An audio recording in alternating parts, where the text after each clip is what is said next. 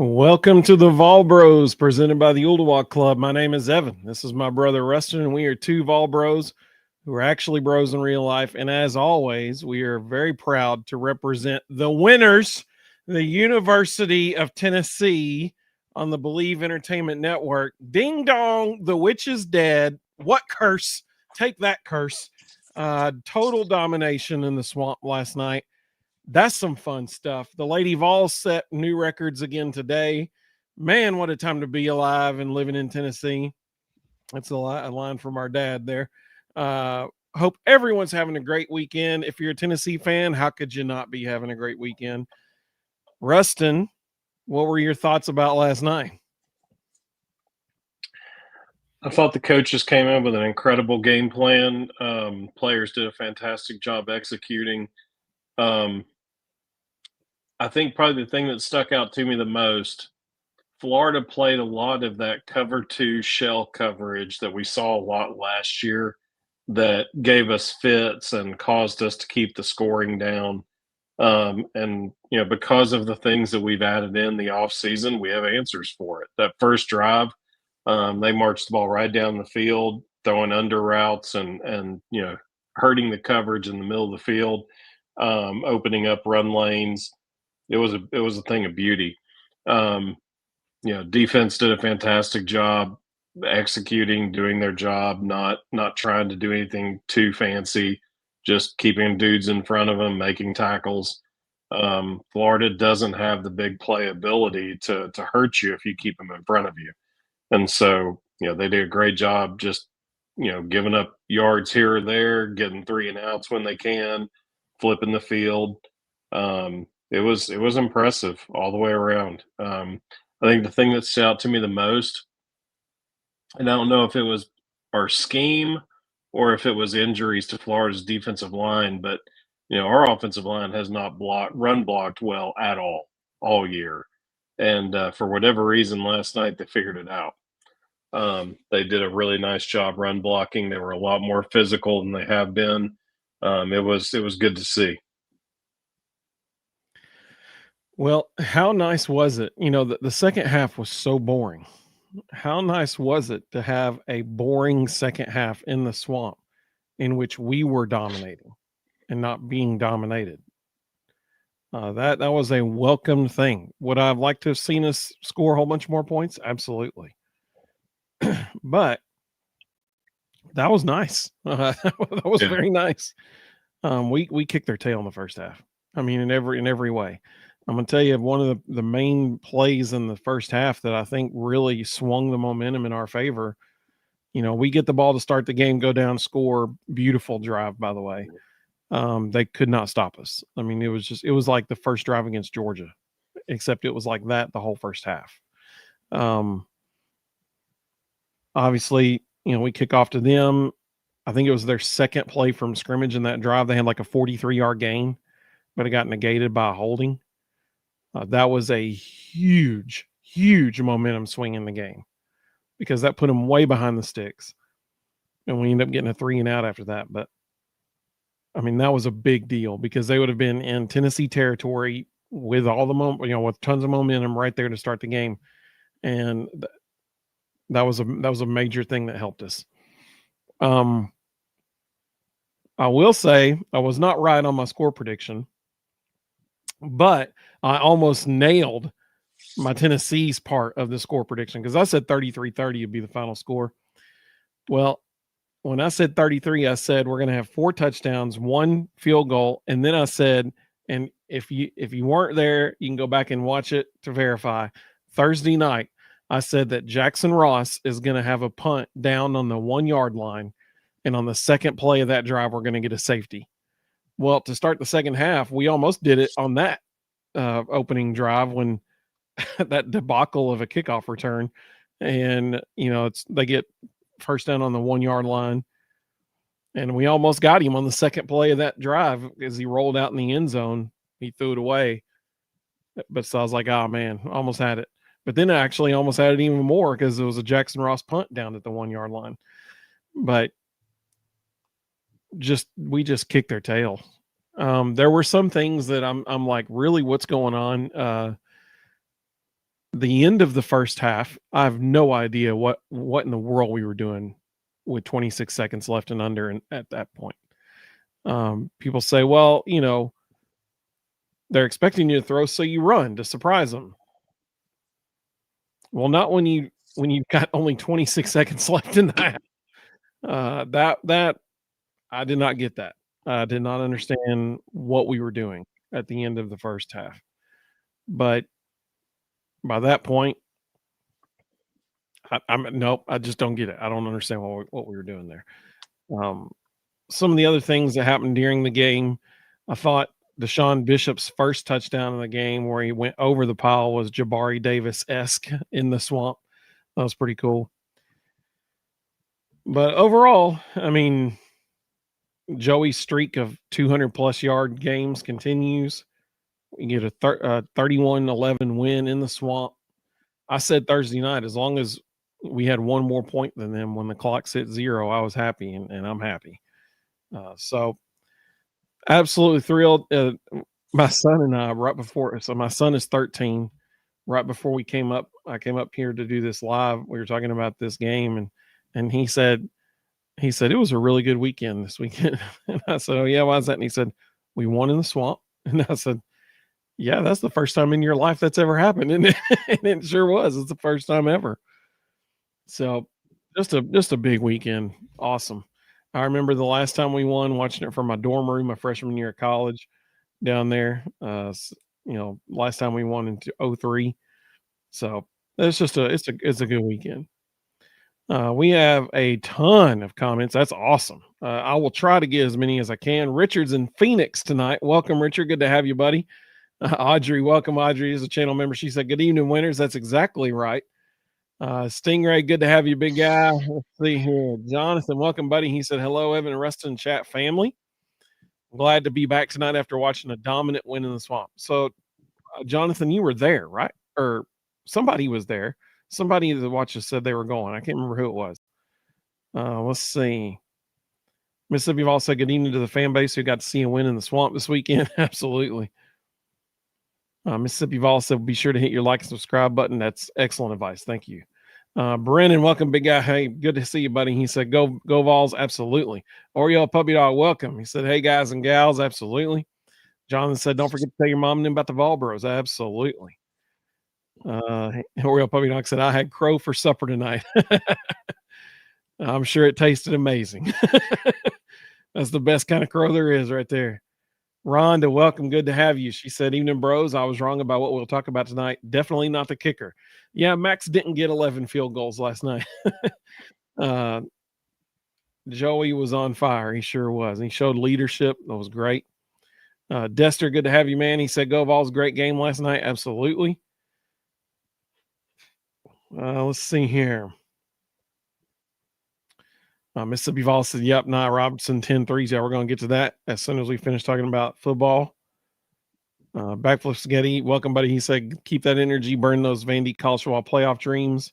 Absolutely. It's another thing we're going to talk about this evening. Elijah said, best defensive game we've played all year. I agree. Let's see. Yeah, Mississippi Vol said his crow tasted excellent last night as well. David said, curse over. I was a senior in high school, the last win. Go Big Orange. That's what I'm talking about. So, David, it must be 1 year younger than me then, because I was a freshman in college. Billy, welcome, bud. He said, yeah, Vols, absolutely. Backflip Spaghetti said Florida looked like the old us. Yeah. 10 Cup said, we always beat Florida in November. That's exactly right. We're 2 for 2 in that situation, right? Absolutely. Or I guess the 0-1 was in December. Close enough. Let's see. John said he loved seeing us run the ball well last night. Okay, Backflip Spaghetti gave his play of the game, and I'm going to say it now instead of waiting until then because it's too good. He said, my play of the game was all their fans singing, I won't back down, and then they proceeded to leave. That's awesome. Ron said, watching Joey afterwards made the night so sweet. He appreciates being involved and wants to be there. And now they're trying to get him there another year. So news And honestly, the fact that he joined that lawsuit makes me think they feel confident he can get it. That was surprising. That would be a huge deal for Tennessee. Brennan said, last time we won in the swap, I was dealing with puberty. That's great. David said, Joey in year 2 next year and no Florida. Yeah. I mean, I sincerely hope that he gets awarded another year. I'd love that. Yeah. I don't it's know the if it'll ideal happen, situation. If he can get I another agree with that. year, if he can get another year, Merck transfers, McIntyre becomes the absolute number 2 guy. He gets all the number 2 reps in practice. They can redshirt phase on Brandon, let him get some mop-up time in the non-conference games and still redshirt. That puts 2 years between he and McIntyre. So 1 more year of Joey starting, then 2 years of Mac, and then 2 years of Faison. I mean, it's exactly how you want to lay out quarterback development. Absolutely. Sanjay said next weekend is the best in sports, in my opinion. There are a lot of good games, and they start Friday. Friday's a big day. Oh yeah, absolutely. Major college football playoff implications. And actually, Thursday night I think is the Memphis and Navy game. Which they're the 7:30 game Thursday night. And that would have been more meaningful if James Madison hadn't been kicking everybody's tail. But now James Madison's in the driver's seat to be in the college football playoff. How incredible is that 2 years ago they were a FCS team. 2 years later they're going to be in the college football playoff, which is garbage. Yeah, should never happen. John said this defense looks much better without Boo. Backflip Spaghetti said this was a complete game. Just to put it in perspective, James Madison only has 1 Power 4 opponent on their schedule, Louisville, and they lost to him. Yeah. So, the fact that a team can beat Washington State, they barely snuck by Washington State. Yeah. App State, Marshall, Texas State, Old Dominion, barely beat Georgia State, Louisiana, Georgia Southern, Weber State, and get in the playoffs is an absolute travesty. They're taking away a spot from a team that deserves to be there. 100%. 100%. Stingray said, I enjoyed hearing Rocky Top being sung from the fans. I agree, man. Like there was one point I looked at my son, we're sitting there watching, and I was like, listen to how loud they are. I mean, like it was awesome. Oreo Puppy Dog said, kind of wish we kept our foot on the gas, need that killer instinct going forward. Totally understand. 10 Cups said, us older guys remember Walter Chadwick over the top. There you go. Brennan said, maybe the bros can comment on Heupel's clock management this year. Sorry if you have already talked about it. I may have missed it. So specifically about the last 26 seconds of the first half, that's the part that I was just like, what are we even doing right now? I legitimately don't understand. They have a timeout to give.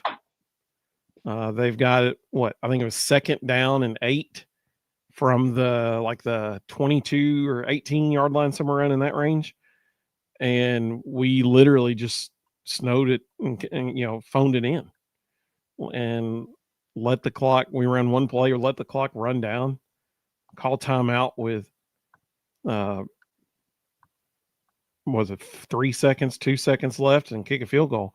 Like he legitimately just stopped trying to score and just played for a field goal. I mean, what do you think happened, Ruston? Is that the way you saw it too? I couldn't tell what was going on. I couldn't tell if it was, sometimes, and this isn't a good answer, but sometimes when you're in those situations, you just can't figure out what to call. And so you just be very conservative and make sure that you get points. It could have been that. It could have been that they didn't like any of the looks they were seeing and weren't sure what to do with it. And so they just said, we'll settle for 3. Wes Rucker made an interesting comment. He said, maybe that was being gun shy after what happened at the end of the first half at Alabama. Yeah. I don't know, but it was terrible. I know that. Like, it was like incredibly frustrating to watch. I know that because I mean they I'd could like not to stop know. us. I'd like to know what the conversation was in the headsets and on the sidelines, because sometimes when you get in that situation, you look at the quarterback and say, "What do you see? What do you want to run?" And so it'll be interesting to see, or it would be interesting to hear what that conversation was and what they were trying to figure out. Absolutely. Killer Dude 35 said, guys, are you rooting for Joey to win another year of eligibility, or do you want to move on to McIntyre or Faison? Ruston, I agree with him totally. I think that the ideal situation is that Joey is granted another year of eligibility. I mean, y'all, he's leading the SEC in passing yards right now. How could you not want that guy back on your team? The guy has been incredible. He hasn't thrown for less than 200 yards ever as a FBS quarterback. Like, I mean, like how could you not want that guy on your team? So I agree with Rustin totally. Ideal situation. Joey comes back for another year. McIntyre's the backup, Faison red shirts. I would love that. Backville Skinny said he wants another year. Stingray said Joey 2026. Slim said balls are running the clock in Florida was helping us. Yep, they sure were. Yep. John said, I'm glad we didn't give away too much away in the second half for Vandy. I wasn't there. He was in Gatlinburg. There you go. Hey, Gatlinburg. Hey man, I hope you got some Apple Barn while you're up there, or Cherokee Grill. That's another good one. Hey, did you see the side note? Did you see the video of the bear hiding in the bushes outside Cherokee Grill? Yeah. That was wild. Like, that was last week, I think it was. I love that place, by the way. They got great fried catfish. I think the bear knew it too. Let's see. Dester, welcome, buddy. He said, I hope all the Valbros family has a wonderful Thanksgiving with your Hey, thank you, buddy. I appreciate that. I hope you do as well. We got to figure out when we're going to go live to preview Vandy. We got to talk about that. We're not doing it Thanksgiving.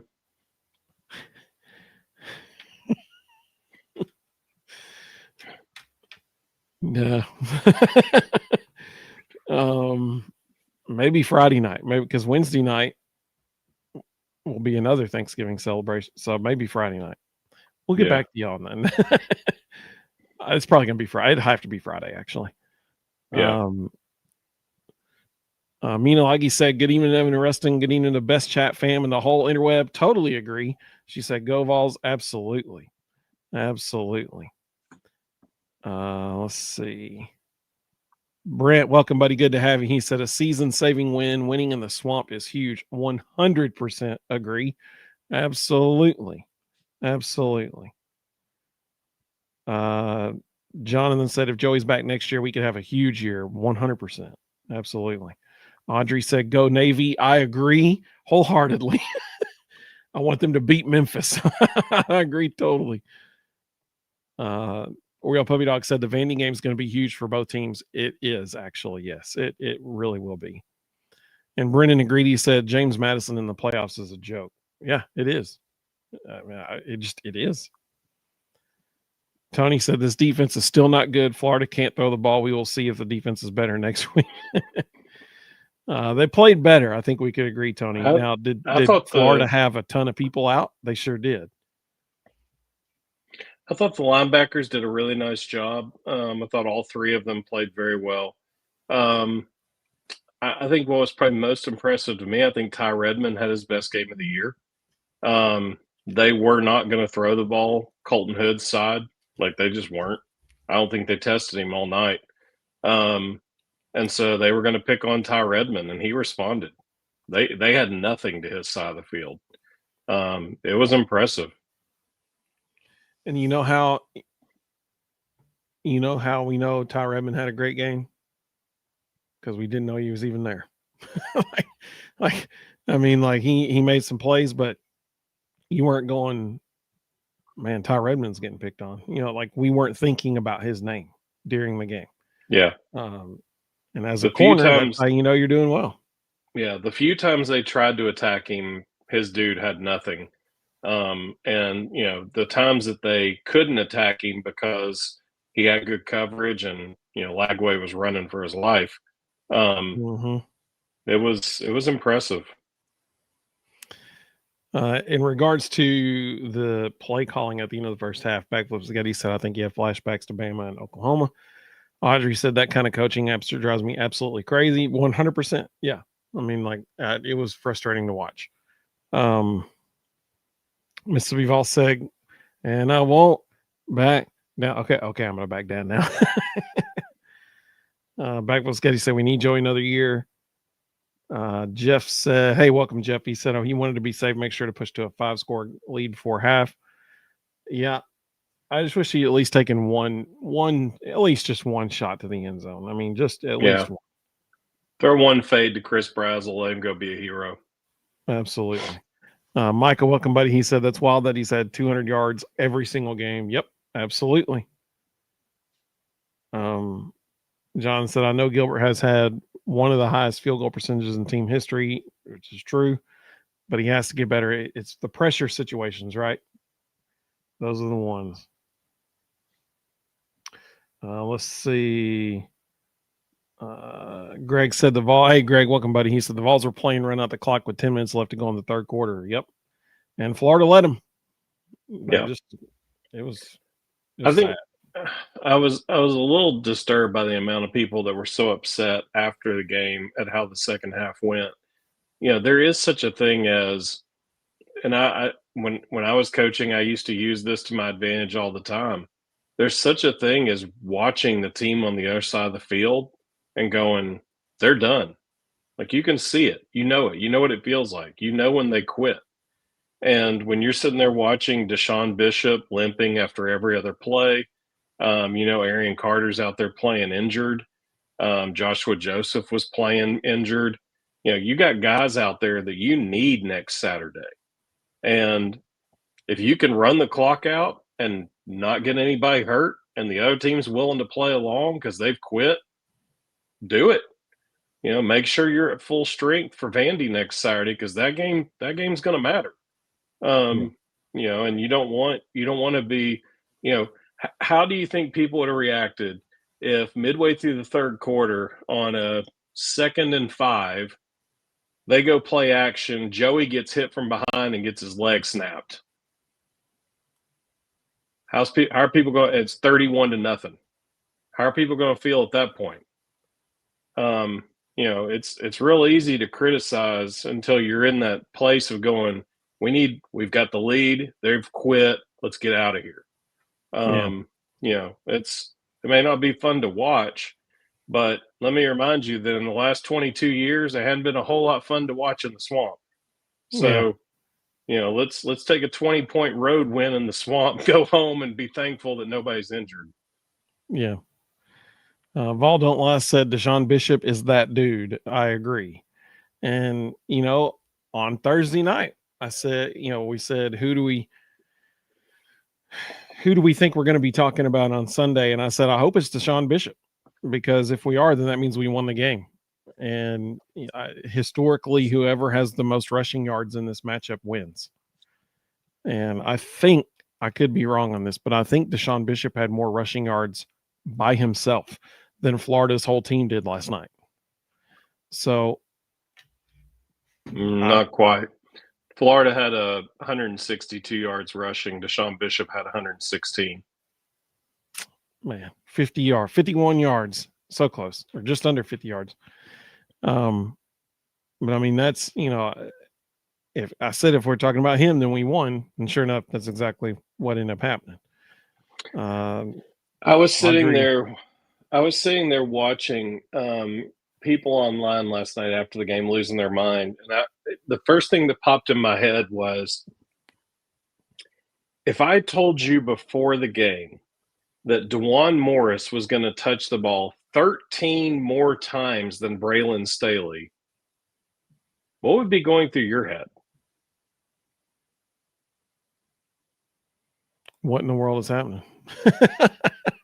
So the Are fact people that we injured? so the fact that we dominated them so severely that Braylon Staley got one touch and DeJuan Morris got 14 carries in the second half should Yeah. tell everybody all they need to know about how that game went. Yeah, absolutely. Audrey said, I didn't hear him call Colton's name all game long. As they only weren't threw gonna at test him. him. Yeah, they only threw at him one time. That was it, the whole game. There was a zone. It was the play that they dropped it right over his head. That was the only time they threw at him the whole game. And that wasn't really throwing at him. That was attacking a gap in the zone. He just happened to be the closest defender. Valdemar said Ty Redmond's going to be a star next year. Mark it down. I mean, it's hard to argue with that. Let's see. Tony said they were three best receivers route. They couldn't do much passing. That's why they ran so much. Well, they do. Their running back is their best player. So that's why they kept giving the ball to him, because that's what they should have been doing. Let's see. Jonathan said, I agree, Audrey, and a kicker has to handle pressure well. I like Gilbert, but he just doesn't seem to have what it takes to compete at the level we want him to. Vol Don't Lie said Perlotti and Spillman are going to be our keys to defense next year, and Arion Carter's coming back. Defense next year is going to be scary. Man, I hope so. As will Jeremiah Thielander. They'll all be back next year. Yep. Brennan said all 35 starts of Joey's career. Absolutely. Let's see. Ricky, welcome, Ricky. He said the people who are upset can, as the kids say, go kick rocks. Yep, absolutely. Ricky, man, I was going to tell, there's something I was going to mention to you specifically tonight, and now I can't remember what it was. It was a good thing, but now I can't remember what it was.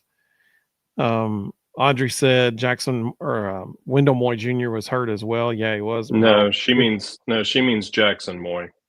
Jackson Moy got injured on the first series. Miles Kitzelman wasn't playing, but we got to see Ethan Davis, and I'm gonna tell you what, one of the best catches of the whole night was Desan Brain. Mm-hmm. They threw a screen pass to him on the left or the top side of the field, or from where the camera was. And I mean, the pass was down at his shins, and he went down and caught it like it was nothing in stride. That was nice. That was nice. Let's see.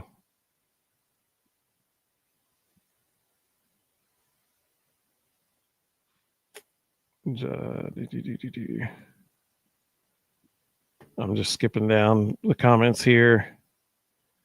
Valdon said that Carnes kid wants it more. That T means more to him. That's exactly right. He's talking about Deshaun Bishop.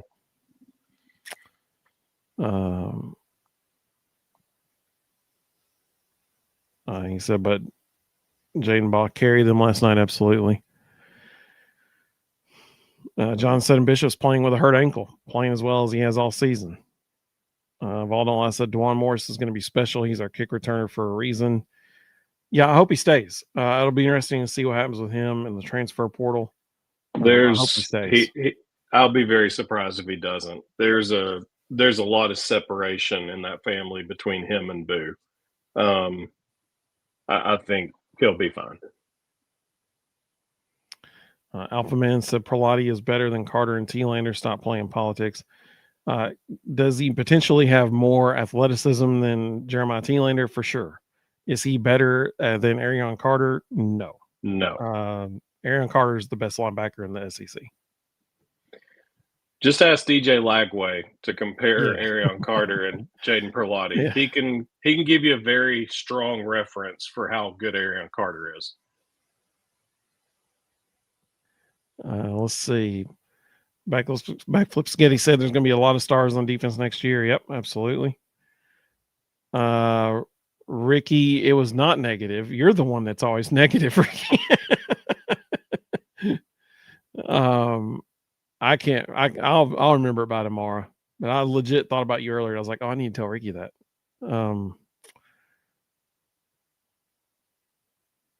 Let's see. Ricky said, or do you want me to share the path? Ricky says that Tennessee can still make it to the playoff. They can. They're back in the fold. I mean, it's an outside shot. It's an outside there would shot, have to but be a whole team come down with like debilitating stomach cramps and injury and sicknesses and missed games for Tennessee to get back in there. no, there is a very, very, very real possibility that no one from the ACC gets in. That's Right now, impossible. The ACC champion has to get in. no, they do not. There is a loophole where they do not have a guaranteed spot, and right now, the way everything is laid out right now, they're Right. in that loophole. They do not have a spot right now. They No, don't. the conference champion they have an automatic Nope. spot. No, they do not. There is a loophole that says they do not have to have one, and right now the loophole is in effect. They've been talking about it all day. They've been talking about it all day on ESPN. It's everybody has recognized that right now the ACC does not have a team in right now. They don't. I'll have to go research this loophole because that's very interesting.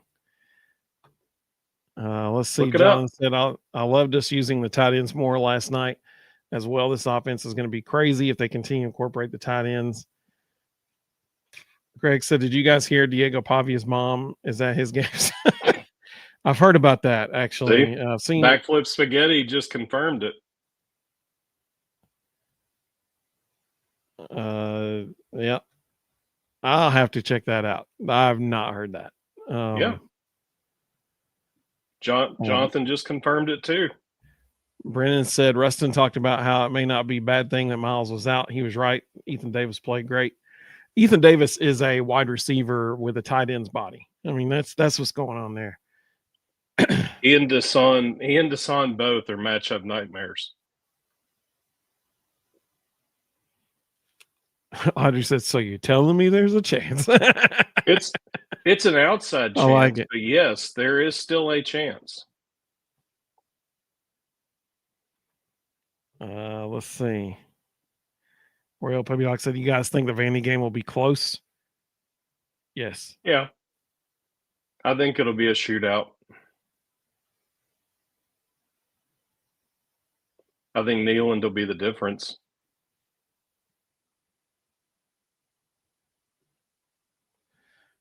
Let's see. So John said it's the top 4 highest ranked conference champs. And right now, yes, it is. And right now, the ACC is not in that group. And the highest ranked ACC member right now is Miami. And Miami is already mathematically eliminated from the conference championship. Right. So they can't get in. And the conference champ is not going to be ranked high enough to get in either.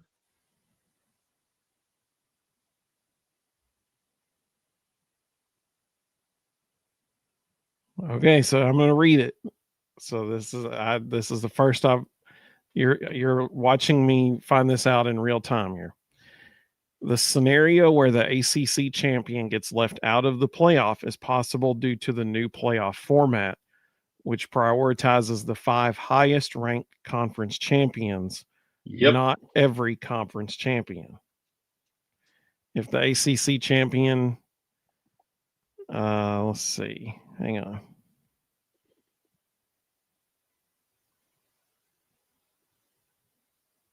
Okay, so it says the problem. The new playoff system no longer guarantees a spot for every conference champion. An automatic bid goes only to the 5 highest ranked conference champions. One of which would be James Madison.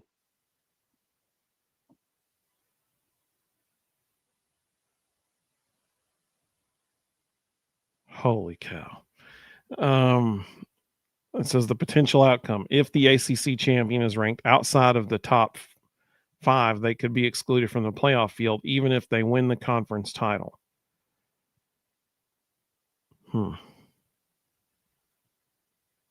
As of right now, situation. If the playoffs started today, the ACC does not have a team in the playoffs.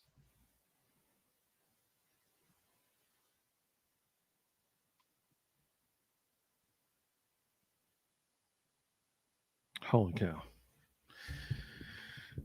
Well, I mean, I've been saying the best for case weeks scenario. that Miami, I think I've this been is saying wonderful. for weeks that Miami wasn't even going to be in the ACC championship, and that's why I was really concerned that the ACC might still get 2 teams in because Miami might get in and then their conference champion get in.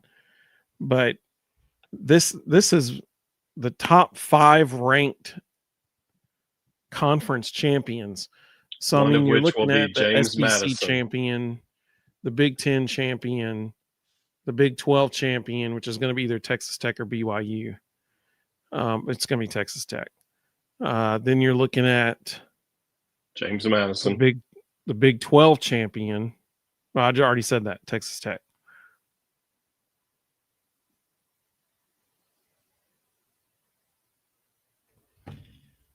This isn't mathing. Okay, top 5 conference champions: SEC, Big 10, the Big 12, whatever conference James Madison is in.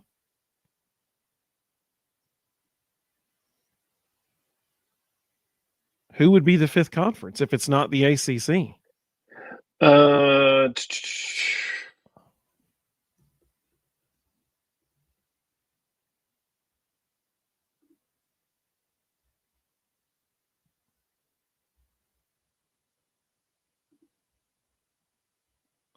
All right, so right now, I've got the ranking here. I'm going to share my screen. I'm going to pull up. I'm going to show the rankings as it is right now.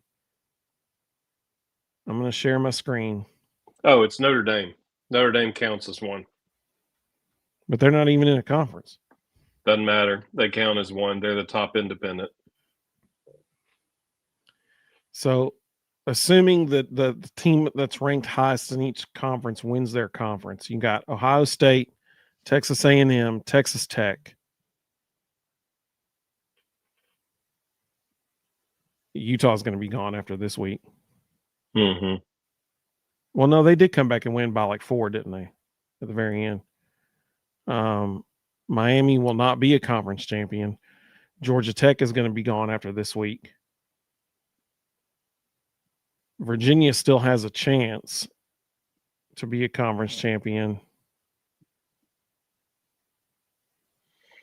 It's Holy Tulane. Cow. Tulane. Mm-hmm. But it's also there's a in the loophole. There's a commentary about Notre Dame as the top independent. They can take a spot as well.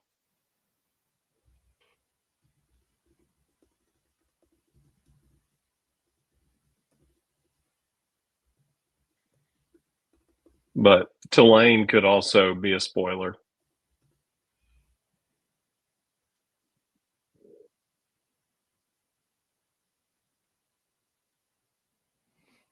Yeah, it says Notre Dame's not eligible since they're not in a conference for one of the. Is this the updated top 25? This is the most updated college football playoff top 25 rankings.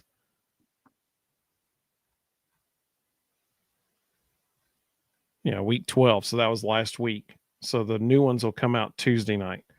This is the current college football playoff rankings top 25. Because like today, the AP poll came out. Tennessee moved up to 18th in the AP poll. I don't know, man. Yeah. So when the new one comes out, James Madison, North Texas, and Virginia will all be right there together. So, what they were essentially saying was, if Virginia doesn't win the ACC championship, the ACC champ will not get in because James Madison and North Texas are both ahead of them.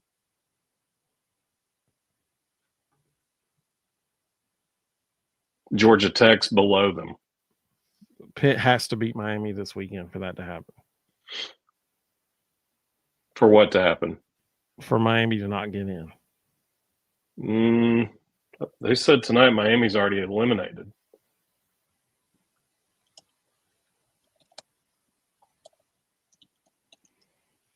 Let's see. Brennan said in Evan's defense, this started this year. That's true. John said, remember, Ruston, Evan is wanting the ACC commissioner job. I wouldn't mind that paycheck. This says if Virginia and SMU win this Saturday, that's the ACC championship.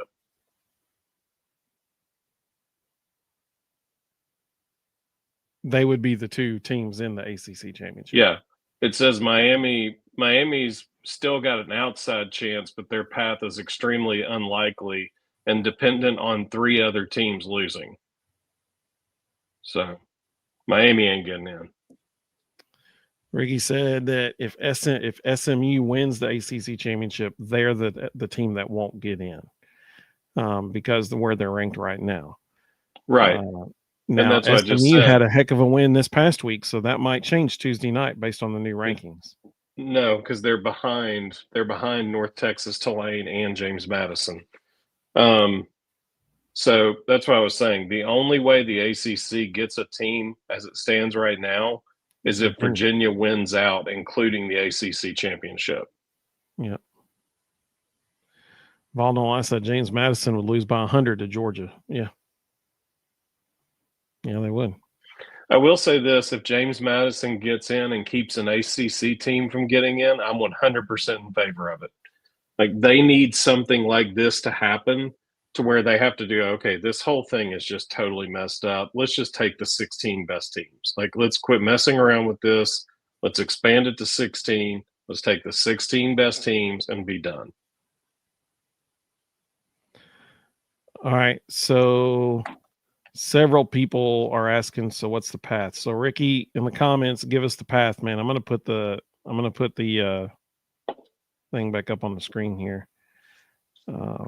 Let's see. I think the other thing people need to be mindful of, what if Friday Ole Miss loses the Egg Bowl because of all the distractions that are going on? And then Saturday, Lane announces he's going to LSU. You don't think the committee won't take that into advisement? Yep. Although I said Pitt could beat Miami because they just beat Georgia Tech. Yeah, for sure. Let's see. Real Puppy Dog said Vandy's the number 12. So if we beat them, where do you think we fall? But it doesn't matter what Pitt does. If SMU and Virginia win, they're in. John said if the ACC gets left out, that might be the death knell for that conference. You're right, it might be. Well, don't suck. Ricky said put up the AP top 25. Now, wait a minute. People have been telling me for weeks AP top 25 don't matter, and I've been saying all along, yes, it does. Well, that's what he's saying. The new AP top 25 will inform the new college football playoff that's coming out. And in the AP top 25, North Texas, Tulane, and James Madison are all higher up. All right, so I'm going to put that up on the screen here.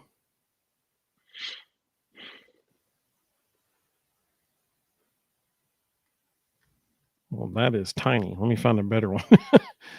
It was like, everybody squint. I mean, Virginia's got Virginia Tech this Saturday. They're going to win that. Yeah, they will.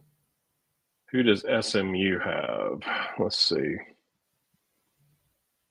So Miami and Pitt, to be candid, doesn't even really matter.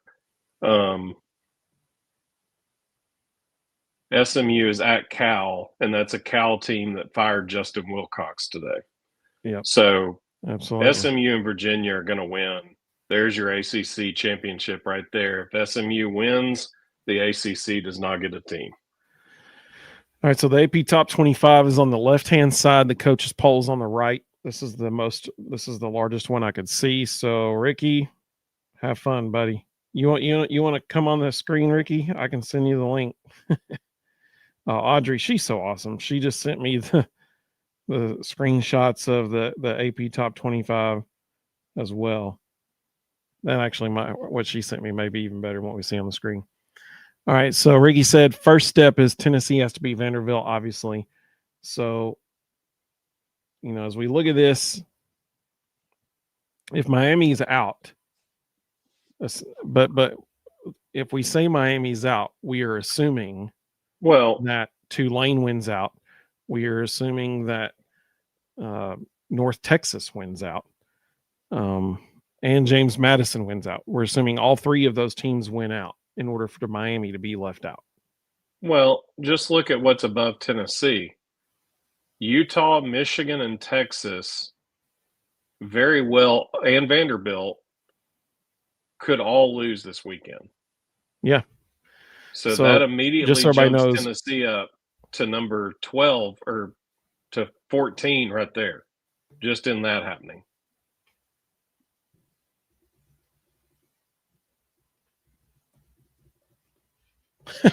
Ricky said he'll do the show on Thanksgiving night with Ruston. So, oh man. And honestly, Miami could lose this Saturday as well. So actually 5 teams ahead of Tennessee could all lose this weekend. Yeah. So Miami has Pitt this weekend. Miami, that they very well might lose that game. Utah is playing, I believe it's Kansas. Let me look. Yeah, Utah's playing Kansas. They ain't losing that. So no, they're not losing to Kansas. Ohio State's playing Michigan. Michigan's going to lose. Texas is playing Texas A&M, but it's at Texas. It's going to be a close game, but Texas is probably going to lose. Virginia's going to win. They're playing Virginia Tech. Yep. So theoretically, Oklahoma, see, that's another thing. Oklahoma has LSU at home, but Oklahoma has us head-to-head. That's the problem. 3 of the teams above us all have us head-to-head right now. That LSU team's not beating Oklahoma. They're awful. Well, I agree. I mean, they almost lost to Western Kentucky yesterday. Alabama's not going to lose to Auburn. So, yeah, Ricky was saying the same thing. There's legitimately 5 teams ahead of us right now that could all lose this Saturday. Blake said Michigan isn't losing, Evan. You think Michigan beat Ohio State? Ohio State's going to beat Michigan. And again, what happens there at number 6 if Ole Miss goes into Starkville and gets upset Friday? It's a weird game time. They're the noon game on a Friday. There's all kinds of distractions happening in that locker room right now. But they'd still get in because they would be 10-2 at that point. Even if we win, we're 9-3. I'm not so sure about that. I think whatever that announcement is on Saturday will determine if they're in or not. Now, if they win, yeah, they're in no matter what happens. But if they lose at Mississippi State, a 5-6 Mississippi State, and then the next day Lane announces he's taking the LSU job, I'm not so sure the committee puts them in. So Riggy said part of our path to get in is that Auburn has to drill Bama, which they won't. And also Bama beat us head to head. They can't put us in ahead of Bama when Bama beat us head to head. So the path that I had did not include Alabama. It included Ole Miss. I really think for Ole Miss's sake, if they get upset on Friday, they better hope that announcement on Saturday is Lane staying.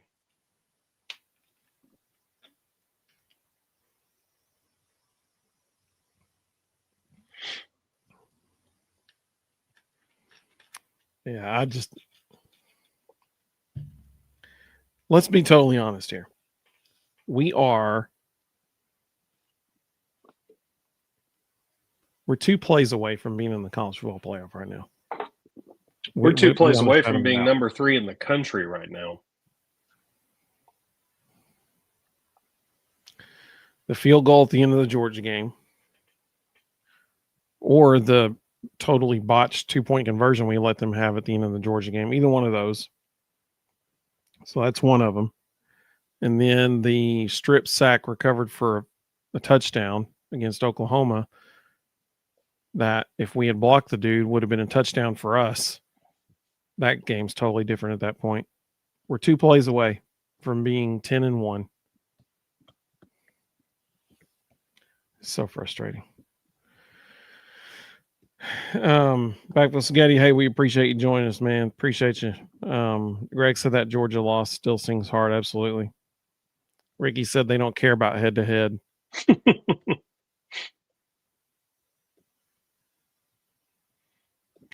I mean, I guess you're basing that on where Notre Dame is ranked compared to Miami because Miami beat Notre Dame. I think he's just messing with you. They clearly head to head is clearly the biggest priority.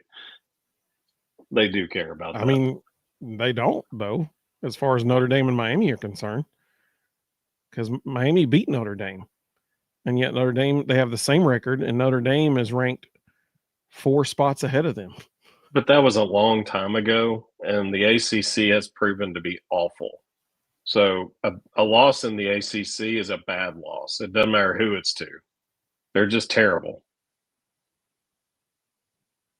Yeah. Well, let's finish our stuff about the Tennessee Florida game. Yeah. You want to do play or player first? Player for me is who I wanted it to be. I thought Joey did a fantastic job managing the game. Thought he made all the right reads. I said Thursday night we need Joey to have his best game of the year to make sure that this is a solid win, and he went out and did that. So I'll take Joey Aguilar or Jerry, whichever you want to call him. To everybody listening, we'd love to hear your player of the game as well. Mine was Arion Carter. He, to be injured, being out there, dude played incredibly well. Every time he was on the field, he made a play. DJ Lagway, good night. He just blew him up, man. He shot the gap like crazy, just blew him up. Yeah, DJ's not gonna want them calling that speed draw ever again. Yeah. I said Thursday night, I hope that we're talking about Deshaun Bishop, and we were. Obviously, dude had over 100 yards rushing in the swamp. I mean, that's a big deal. And so he's certainly a deserving candidate as well. But I had to give it to Arion because, I mean, he was incredible. Blake said Ethan Davis is a beast. Totally agree. Ricky said Central Florida beats BYU. Texas Tech beats Utah in the title game. UCF's not going to beat. I hope they beat BYU, but they ain't going to beat them. No. He said 8 games have to go our way. That's the path. Yeah. Audrey said Deshaun Bishop and Joey are her players of the game. That's a great choice. Valdon said player was Arion Carter and Deshaun Bishop. Great choices. Greg said Joey was his player of the game. They even got his fumble back. That's true. Valdon said Ty Redmond played good as well. Absolutely. Billy said, I know y'all disagree with me, but I put the coaching staff as the reason why teams walk over us. They coach the players. I may be misunderstanding the comment. I'm not sure. Can you explain that for me, Billy? Oreo Puppy Dog said Joey and Davis were his 2. Ethan Davis were his 2 players of the game. Jared said Josh Heupel was his. He came out with a great game plan in the first half. That's a great choice, actually. I love that. That's a really good choice. The offensive game plan, they couldn't stop us. Like, they were giving us everything underneath, and so we were taking it and saying thank you. Audrey said play the game was Deshaun Bishop going Leroy Jenkins over the top for a touchdown. Valdon said hype is a beast. World Puppy Dog said no interceptions and cut our penalties. Made me very happy. Absolutely. Blake asked, is Joey coming back next year? I was very surprised when he joined that lawsuit. They clearly, he wouldn't have joined the lawsuit unless they thought he could win. So they clearly think there's a chance. I think Joey wants to come back next year. It's whether the NCAA will let him or not.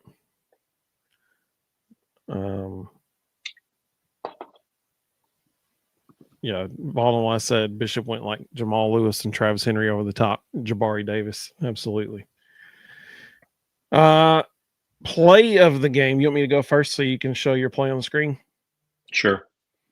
So it's interesting. Oh wait, I only did one of my 2 players. My bad. My other player is Mike Matthews. Arion was my honorable mention. Mike Matthews was my player of the game. I'm not going to spoil part because Rustin's going to give some on his play of the game here, but I'll throw that in when he does it. But Mike had a phenomenal game. And the reason I thought of Mike there was my play of the game was a play to Mike Matthews.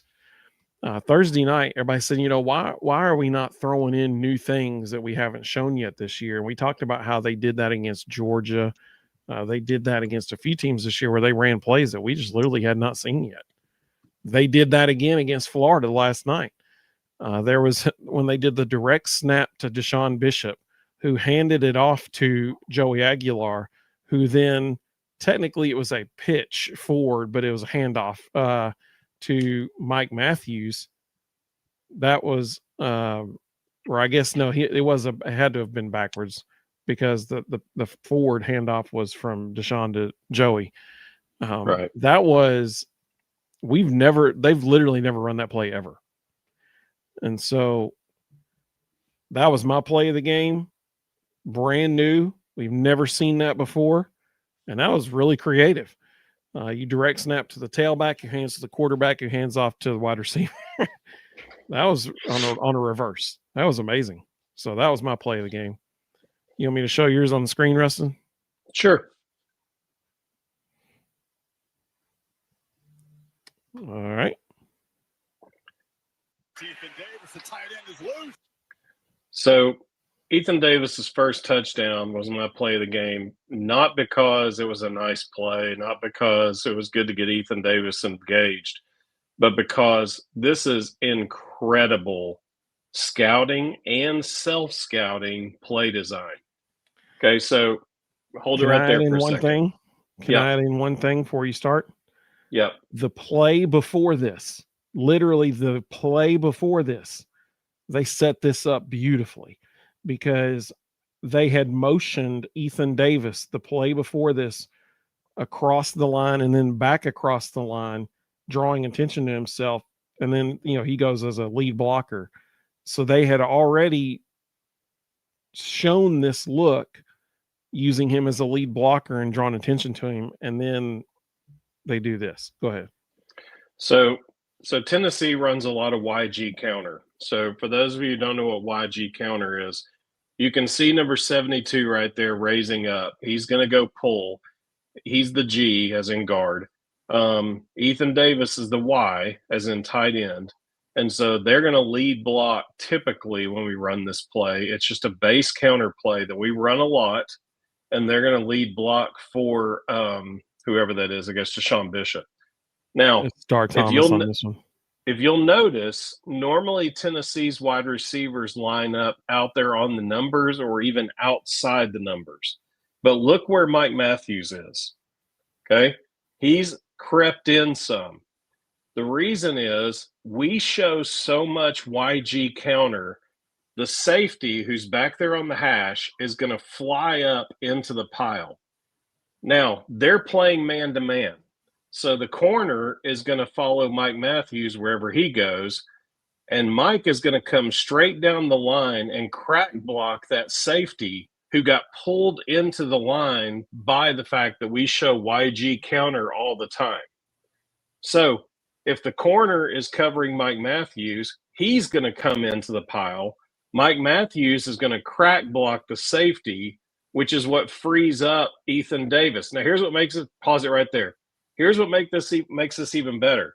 The coaches made a point to tell Ethan Davis and Joey Aguilar, make sure you throw it well behind the line of scrimmage so no bad referee can possibly call an illegal block on Mike Matthews. So look at where the safety is. The safety is 6 yards off the ball. That's him at the far right of the screen.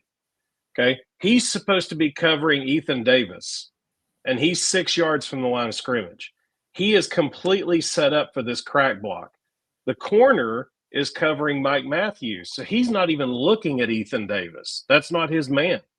And so the corner has been left out for dead out there by a gorgeous play design, and this poor safety never sees Mike Matthews coming. Go ahead.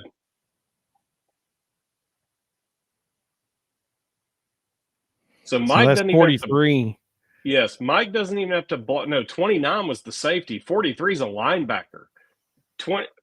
43. I can't 43 is see the safety. Okay, 43 is the safety.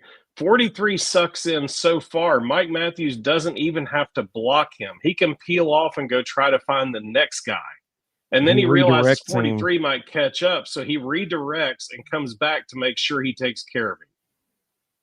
That is incredible. Number one, it's incredible scouting because they recognized anytime they're in the red zone, Florida likes to play man. So they set this up incredibly well. They it's really a split zone concept, but they set this up incredibly well. The poor corner has no chance. Like he's supposed to be covering Mike Matthews, and all of a sudden there's a dude out there in the flat that's not his.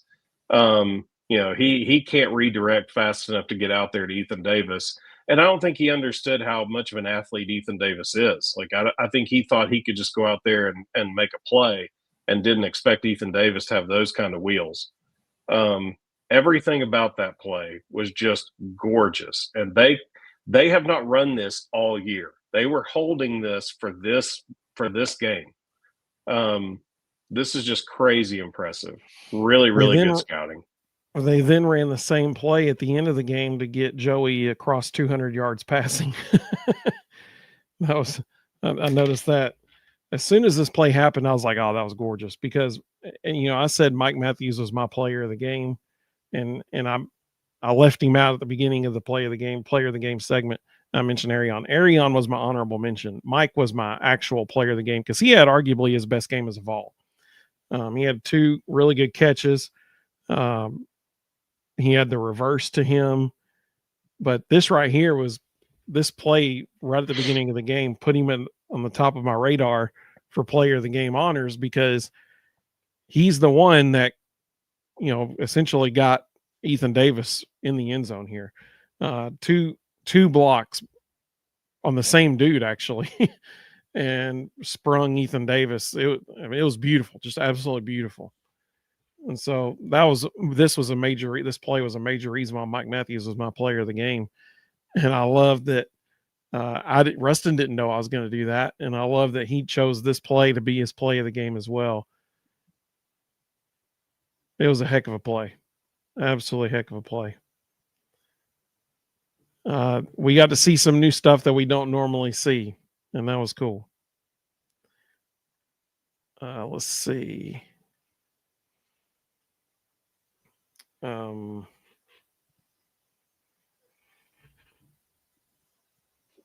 Jared said play of the game was Star Thomas on the 3rd and 18 run where he broke the run free. Yeah, that was pretty good too. That's a good one. Greg, this is awesome.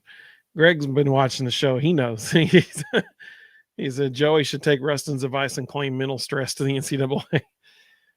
I mean, they're not going to deny it, right? Like they'll be like, I'm not touching that with a 10-foot pole. Because then they say, oh, they added to the mental stress by denying it. Oreo said Star Thomas's run in 3rd and long. Audrey Green, Jonathan agreed. Blake said, how much are we losing on the offensive line next year? No one. Because Lance Hurd can come back. Wendell Moy Jr. can come back. I think he might be the only one that we might lose. Sam Pendleton's a redshirt sophomore, so he can definitely come back. Then you got Shamu Marava Perry at right guard. Both of them are coming back. And David Sanders is just a true freshman. So the only one we might lose is Wendell Moy Jr., and I'm not even sure about him. I'll have to check. Yeah, Valdon said, did y'all see how Starr controlled that ball instead of fumbling it? What a play. I 100% agree with that. That was very impressive. Let's see. Billy said that our coaches need to coach the players to win more. Wendell Moy Jr. has 1 more year. So, yeah. So, Audrey, we're not losing anybody. Nobody on the offense. Literally, if Joey can return, literally the entire offense that was on the field last night can come back next year. Every single one of them. That's pretty cool.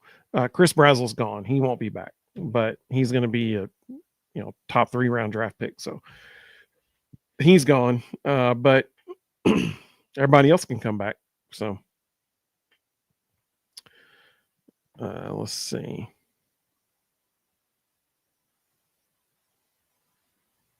Yeah, so as he says, as long as nobody transfers, we won't lose anybody in the offensive line. Absolutely. Ricky said Star Thomas's run stepped on their face and broke their nose. That is for anybody who doesn't remember, that's a 2001 reference there from a Georgia game. Let's see. Miyagi said, yes, more of this, please. This format, breaking down the plays. Vol Don't Lie said they didn't give Ethan Davis credit. They thought he was slow. Mm-hmm. Audrey said that was a really beautiful play. Let's see. Audrey said Wendell Moy Jr. is a junior. Oriel said, hope nobody hits the portal. Yeah, me too, man. Me too. But don't you know, they're all going to be getting phone calls. You skipped his comment about it wasn't man, they're playing zone. They're playing zone to the field. They were playing man into the boundary. That's why Mike Matthews was cracking, because they knew they played man to the boundary, and he knew that safety's responsible for the Y. So they knew that if the safety read run, that he doesn't have to cover anybody and he can come be a run player.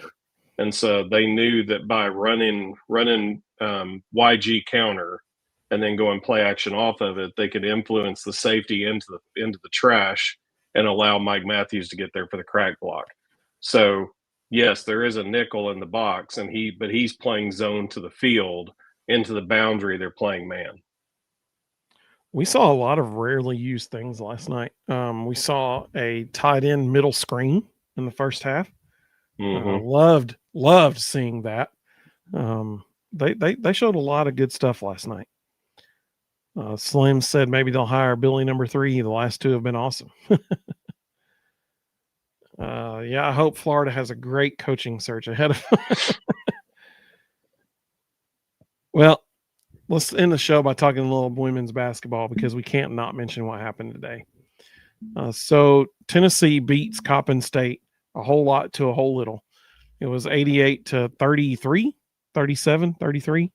88-33. Yeah. No, 88-35. It was 30-something. A whole lot to a whole little. And 88-35. So in that was Tennessee Lady Vols' 1,500th program victory. 1,500. It is the most. Ricky, I saw your comment. I'll get that up on the screen here in a second, because you're probably right. 1,500th win, the most of any women's basketball program in the country ever. They're the first women's basketball team to hit that number of wins. It's amazing. It's absolutely amazing. That's why there has never been a women's NCAA tournament without the Lady Vols in it. Now, literally the winningest women's college basketball program in the country, in the history of women's college basketball. And on the same night that they set that mark, Nia Robertson breaks the program record for most made threes in a game with 10 threes in the game. Now, if you haven't gotten to see it, I would just invite you just to go watch the highlights. They show all 10 of them in the highlights from the game that the Lady Vols Twitter account posted. What's amazing is, she was on fire, obviously, all night. The fourth quarter, I need to go back and count how many happened in the fourth quarter alone. Because even the last 3 minutes, she hit 3 in the last 3 minutes.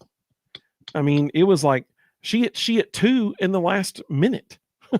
I mean, like, it was amazing. She come down the court. The ninth one was probably the most impressive. She was off balance. Yeah. She was feeling it. It was a heat check, and man, she drained it again.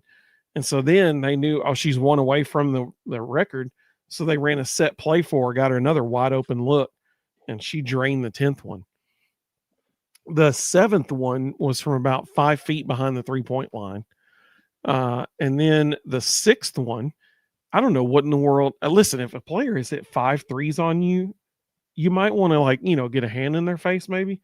And the 6th one, they passed it to her in the wing, and the girl just sagged off of her and gave her like 4 feet of space. So she just took a shot and made it again. I mean, like, it was unbelievable.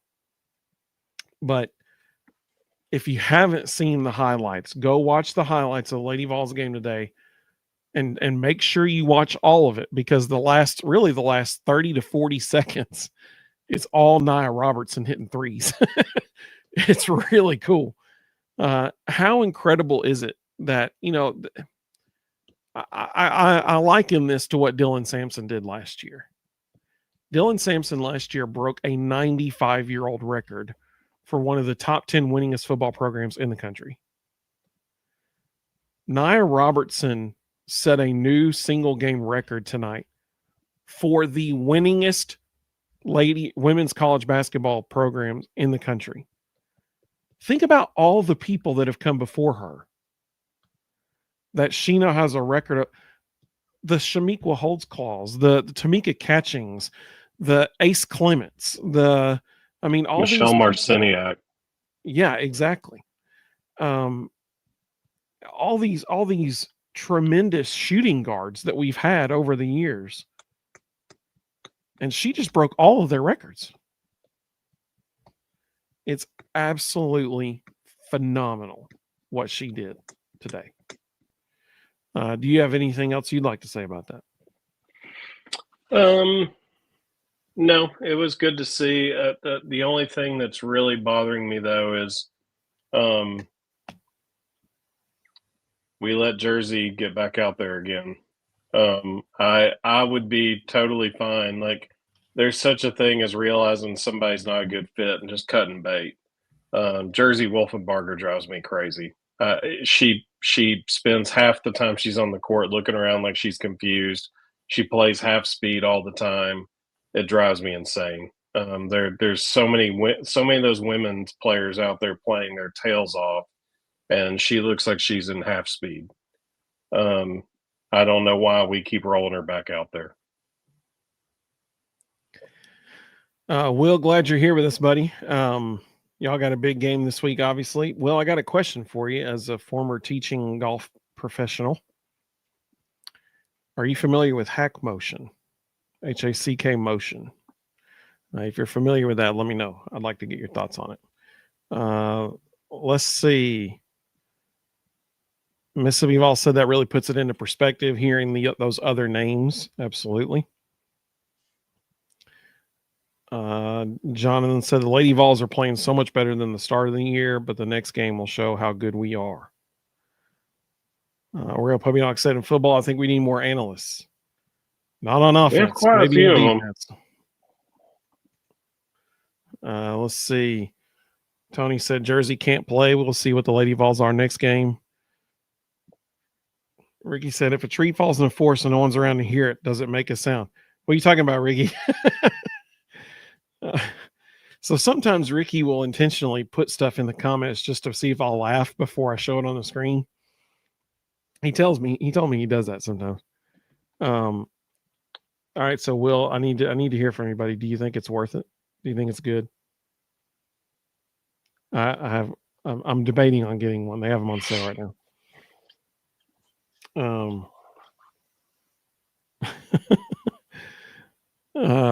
Let's see. John said, I would love to see Barker have a huge game against her old team next Sunday. Yeah, for sure. That's the other thing I've been really impressed with. She's really starting to figure out how she fits into this equation. And the last 2 games, she has played extremely well. She's really doing a nice job. Well, so people have mentioned now several times Tennessee's next game, the Lady Vols' next game. Their next game is a week from today. So they get a week off. And the next game is, Will said, it depends on what issues you're having. Well, I'm terrible. That's the issue I'm having. I'm tired of being terrible. And I want to not be terrible. I want to be consistent. I'll put it that way. I want to break 80 is what I want to do. I shot a 40 in the front nine at the Little Walk Club the other day. It was awesome. Yes, I am. That is one of my major issues, actually. He said, "Are you up?" For the people listening to the audio? He asked if I was having casting issues. My favorite quote came from Josh Allen. There was a video. Phil Mickelson and Grant Horvat were playing. It's their 2v2 series, and they're undefeated in it. And they're playing somebody in. I think it was John Rahm and Josh Allen, and they're playing them. And there was the second video Grant had done with Josh Allen. The first video, Josh was not good at golf. and that was the second one. And Grant said, "Josh, what's going on, man?" Like, because Josh was tearing it up. Like he was killing it. It was amazing. And Grant goes, "Josh, what's going on, man? This is amazing." And he goes, "I got tired of being bad, Grant." Like he's like, "I got sick of being terrible. I wanted to get better." So that's where I'm at. Will, I appreciate that. Thank you. I appreciate that. John said, if I'm thinking correctly, the men's team plays early tomorrow. Am I correct on that? Yes. So 1 o'clock Eastern, and weirdly, it's on TNT. Yeah. So the women, the next game for the Lady Vols is next Sunday, November 30th at 4:30 in the afternoon. It is on Fox Sports 1 television. They literally have to go across the country. It is at UCLA. So that's a huge one, obviously. The men, they play tomorrow afternoon at 1 o'clock. They will be on, like Ruston said, it's in Las Vegas. It's on TNT. They then play again Tuesday at 6 o'clock. So they play tomorrow at 1 o'clock against Rutgers. Then they play Tuesday at 6 o'clock against Houston. Houston's currently, I believe, ranked number 1 in the country. So that's going to be a huge, huge game. They're number 2. Oh, there you go. Will said, but if you're having other issues, it's not a magic pill fix. I got a bunch of issues in the golf swing, buddy. But he said, but it will help with casting. I just want to not be bad. That's the thing. I've gotten close to breaking 80 a couple times, and I just want to hit I want to be consistent and finally break 80. So obviously a huge week for Tennessee sports. Lady Vols play today, men play tomorrow and Tuesday, and then potentially a couple days after that. And then this weekend against Vandy. That's if they've announced the game time. It's going to be a 3:30 kickoff in Neyland. It's going to be the ABC 3:30 game. And I mean, let's be honest. Our chances of going to the playoff alive, they're on life support, but it's still there. Are Vandy's chances of going to the playoff still alive? Oh, yes. So if we win, we knock Vandy out of the playoff. That's what's happening. That is for sure. Like whatever else happens with all those other playoff, implication games, one thing is for certain. If we beat Vanderbilt, we knock Vanderbilt out of the playoff. So it's a big game. I mean, it is a big game. It's going to be senior night. It's going to be a big game. I'll go back to what Ricky said earlier. He said we're going to lose some wide receivers to the portal. We might. If we do, I don't think it'll be anybody of significance. because Staley and Matthews are coming back. Rodarius Jackson and Travis Smith Jr. Well, then they'll know, okay, so one of them's going to step in and fill that third spot. It's probably going to be Rodarius Jackson. I don't know. Travis Smith Jr. is legit. So it'll be one of the two of them. The one who might transfer is what's his face from Baylor? He went to Joakim Bama. Dotson. Well, no, he went to Bama and then transferred back. Yeah. I'm totally blanking on his name. Somebody can let me know in the comments. Sam said, if you're a true Tennessee fan, then you'll think we are going to send Diego Pavia to his grave. Yeah, if we beat them, Diego ain't winning the Heisman, that's for sure.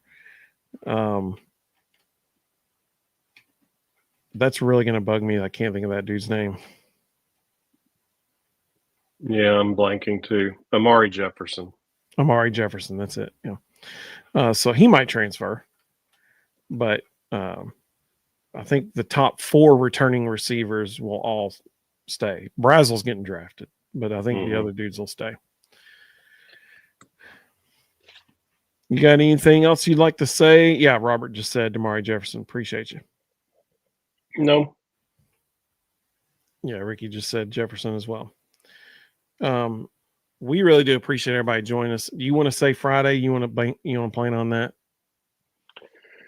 Sure. All right. So this Friday, John said, great show as always. Yep. We'll do it Friday night.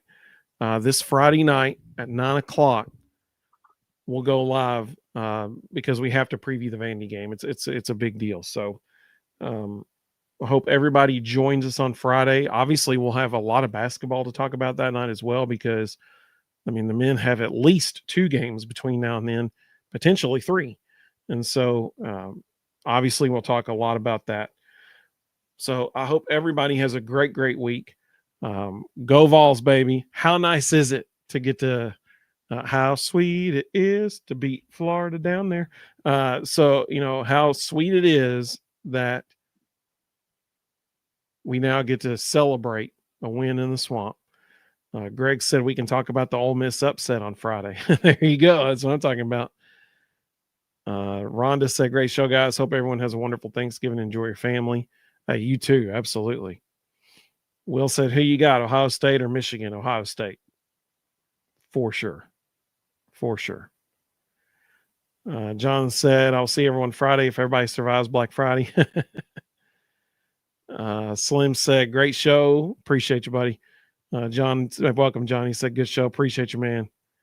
Stingray said, go Vols. Good night, everybody. I appreciate you so much. John said, hope everyone has a great Thanksgiving. Absolutely. Mina Lackey, it's always great to see you. She said, thanks, guys. Great show. Everyone have a wonderful week and Thanksgiving. See y'all Friday. Oriel Puppy Dog said, happy Thanksgiving. Absolutely. Brian said, oh, goodness, I thought I was going to be able to end the show. Brian said, you guys finally got us, but if Lane comes, it might be another 10. LOL. Lane ain't coming to Florida, buddy. No. That's not going to happen. Nobody wants that dumpster fire. Lane is Josh Pate tonight tweeted, I know where Lane's going. I know where Lane will be in 2026, and all I can say is, wow. I don't know what that means. Honestly, I think he might stay at Ole Miss. So we'll see what happens. Will said, what's the better job, Florida or LSU? LSU. Not even close. Florida's a dumpster fire. No administrative alignment. NIL issues. It's a train wreck. John said Lane is going to LSU. Billy said happy Thanksgiving to everybody. Will said happy Thanksgiving. Brian said Josh Pate said on a show he talks to Lane every day and he doesn't know where he's going. Well, you need to go look at Josh's tweets today. Yeah, you need to go look at tonight. His tweets. He said his tweet was mocking people, and he did a really good job of mocking people because The tweet literally said, "I know where Lane's going," and all I can say is, "Wow." Will said LSU seems like a train wreck to me with the governor involved. 100%, yeah. No, But I think you're seeing that the wrong way. LSU is so invested in what they want to happen there that literally the state government is involved. With that, the way you should really read that is Governor Landry, who's connected to every big money player in the entire state of Louisiana, is going to make sure they have all the money they could ever need to be successful there. So, hiring Brian Kelly was a major mistake. He's the most overrated coach in America. If they, with the resources they have, if they get the right person, they can win the national championship every year. Death Valley obviously is a huge Ricky. Okay, you got me, Ricky. He tries every time, man. He succeeded just then. Ricky said Lane will be in Knoxville after Hype takes the OU job. That's pretty good. Brian said, Ruston, with all due respect, you don't have a clue about Florida. Okay. All right. I think the issues with Florida, started when. Are your NIL checks still bouncing? Because as of 2 weeks ago, they still were. It all started with Jaden Rashada. That was the start of the downfall. They promised Jaden Rashada like millions of dollars. Literally none of it was given to him. He sues the school and the NIL. What's the word I'm trying to think of? Collective. Thank you. He sues the collective to try to get the money. It's a huge mess. That's the thing. Like, they got to get their administration and the NIL stuff straightened out before that becomes the job that it should be, because it is a top 10 job in the country. You got incredible recruiting, pool there in Florida. There's zero reason why Florida should struggle any year. They should be a top 10 team every single season. And they're just, it's what Tennessee went through from 2010 to 2016. It's not just the coaches, it's the administration and the alignment within the organization. It wasn't there in Knoxville. Now it is, and look what's happening. That's the bigger issue in Florida. The university tried to hire Santa Ono as the new president back in June, and he was so hyper liberal, the government in Florida overthrew the hire, and now he's like the president of some like MIT knockoff. Because he couldn't keep his job in Michigan after he resigned, and then Florida ran him off before he ever stepped foot in his office. Sounds like a great place to work. Robert said, I don't want Lane in Knoxville. He ain't coming to Knoxville. Jonathan said Lane's going to LSU unless Saban is coming back to coach at LSU. Will said LSU's going to three-peat. Herb said we'll see, but will we see Boswell this week in Vegas? Yes. They announced that Bishop's going to play a little bit, start working back into the rotation. JP is not going to play. JP will be out until after Thanksgiving at least. Yeah. Bone bruises are usually about a 2-week. Everybody's different. Everybody reacts differently. But usually it's about 2-week benching. Absolutely. Brian, we appreciate you joining us, buddy, from Florida. We appreciate that. You're welcome here anytime, man. Let's see. Will said the Giants are going to hire Kiffin. At this point, nothing would surprise me anymore. John said, I was so glad to see Estrella's injury wasn't severe. Amen, brother. Amen. Yep. Well, we'll end it with this. for everybody who's been calling for Heupel's job this year, think about it like this. From 2003, or no, from 2004 to 2021, Tennessee beat Florida one time. They have now beat Florida 3 out of the last 4 years. And they've beaten Alabama 2 out of the last 4 years. I think we got a good dude coaching the team. I think we got a guy we can run with for a while. So with all that said, thank you all so much for watching. We appreciate it. I hope everybody has a great, great evening. Go Vols, baby. Will, appreciate you joining us. Nolan, appreciate you joining us. Mino Lackey agreed with me. Hope everybody has a great, great week. Go Vols, baby. We'll see everybody Friday night, not Thursday. Friday night at 9 o'clock. Hope to see you then.